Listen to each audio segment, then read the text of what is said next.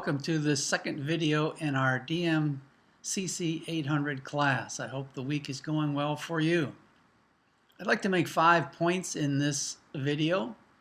The first one has to do with the readings that we had and some key points from our readings. I'm going to highlight several concepts and I'm going to give you some page numbers, and I'd urge you to highlight those comments, highlight those points in our text. The first has to do with the idea of organization theory.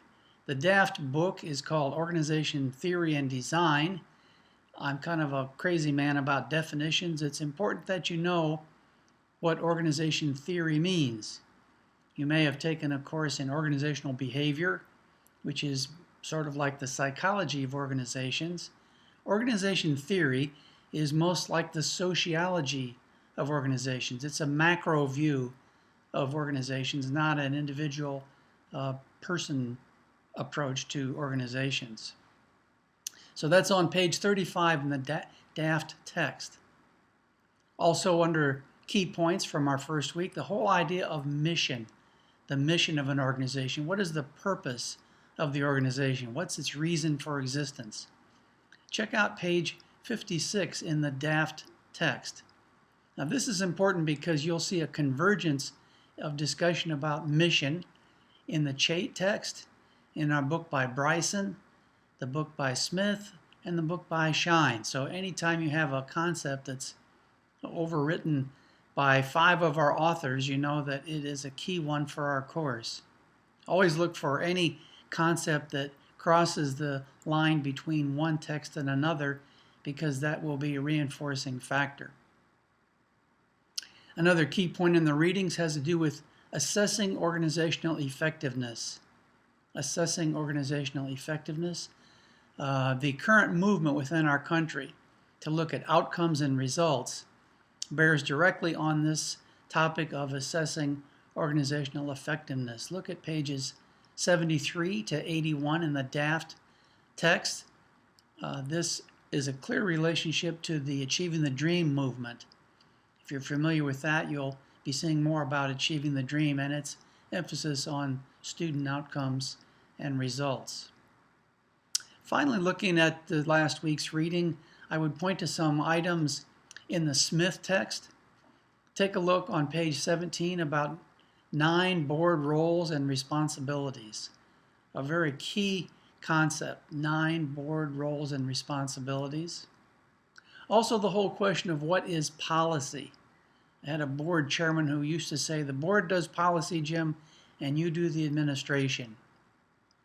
Policy and administration. A policy is a broad statement that establishes the direction of the college. It sets standards for college operations. Take a look at page 90 in the Smith text. It's important for you to know what the distinction is between policy and administration. And for you, a strong command of policy is really a requirement in this class. The similarities in the roles of presidents and boards is a critical topic, and you'll see that in chapter 4 of the Smith text. Anyway, that's the first set of comments I wanted to make about key points during week 1. My second point has to do with the short essay. Your short essay is due at midnight. I think it's good learning theory to have a first assignment be a relatively short one, relatively low stakes. It's not to say that this essay is unimportant, but it's just 10% of your grade, and it'll give you a good sense of what the writing expectations are in the class. One piece of advice I'd give you based on the students in previous semesters, this is the 5th time that I've taught this class, be sure that you have read all the instructions and all the supporting materials carefully. I think a few students in the past have seen the assignment and they simply sit down at a keyboard and start writing. My advice is to make sure you read all the guidance that's on WebTyco and in this conference. The third main point I'd like to make is about organizational structure and student success. We had a conference topic in week 1 about organizational structure and student success. I have posted those grades. If you want to look in WebTyco for that. The dialogue was good, but I would ask this question: why do you think that so many community colleges have very traditional and hierarchical structures? Is it a necessary thing? Is it due to our industry, so to speak, and what we do by nature of education? Or are we just stuck in our ways? And what makes it so difficult for community colleges to change their structural approaches to be more responsive to student needs and student learning outcomes? One of the issues that has been raised, many people suggested a more horizontal dimension to the way we structure our colleges. That's an excellent idea, and one that probably is more difficult to carry off than it is to achieve.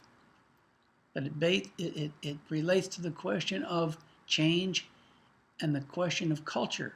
Culture is not easy to change, and we're going to study that more in the SHINE text. If you've been part of an organization that's trying to make a dramatic change in its culture, then you know firsthand why that is true, that it's difficult to do.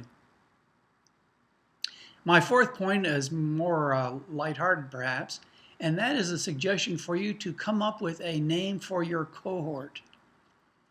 A name for your cohort.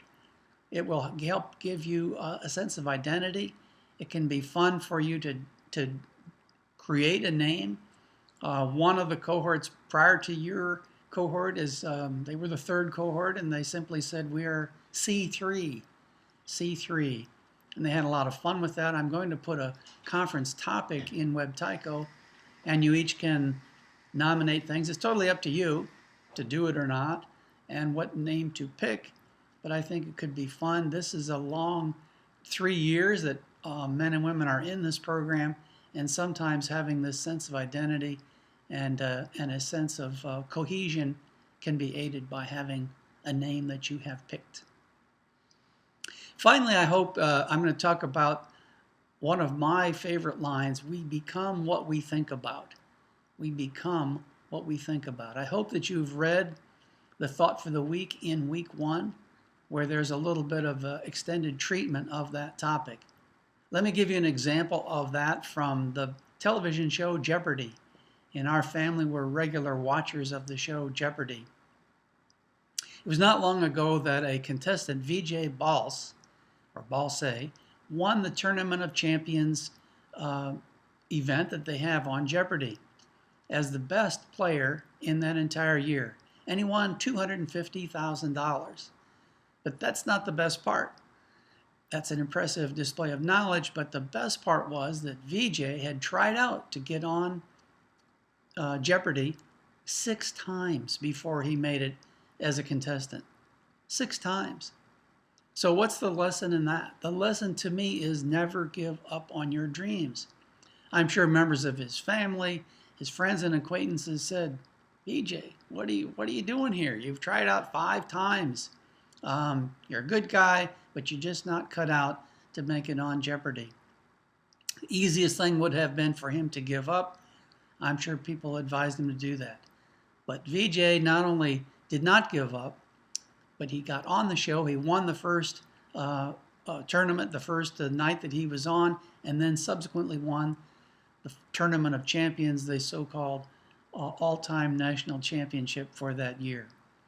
So we become what we think about, and I encourage you to think in those terms. So that recaps what we've done and some thoughts that I have at the end of week 1. Keep up the good work, and please let me know if you have any questions or comments. Thank you.